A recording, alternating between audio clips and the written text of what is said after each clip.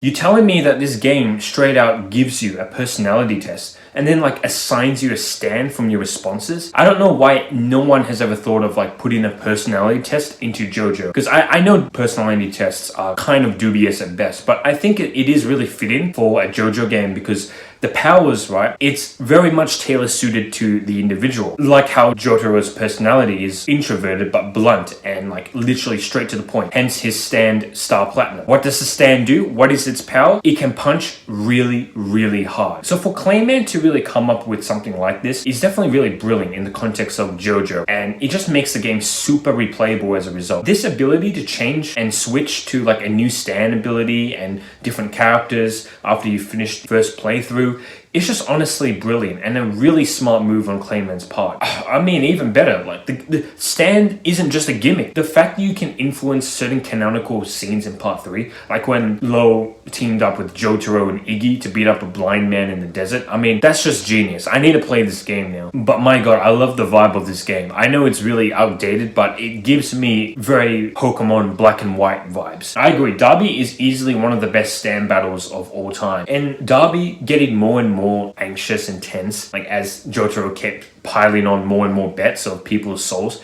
it would just never get old. Jesus Christ, the sheer dedication of this man, bro. Like, how much content did he pack into this game? Into this one game that took so long to make because of how RPG Maker works? I mean, it feels like the game is just almost bursting from the seams with the amount of content this man put into this free game as well. It's free. It's free, by the way, guys. You don't need to pay any money at all. This man just did us a favor. The real Jojo fan is this guy. He's living and breathing Jojo. Lo's right. Bandai would never make an ambitious Jojo game, even though they have the license and the capability to do so. They will never do that because why? Priority is not making a good game. It's just about committing to the bottom line. And it's like Marvel as well. They're just going to keep pumping out what works, right? And since superhero movies work, you're just gonna get more superhero movies. But you know what? Thank God we have people like Clayman sit down in his free time, make a fan game, will not even charge people for it, and just refuses to elaborate. That man is a hero.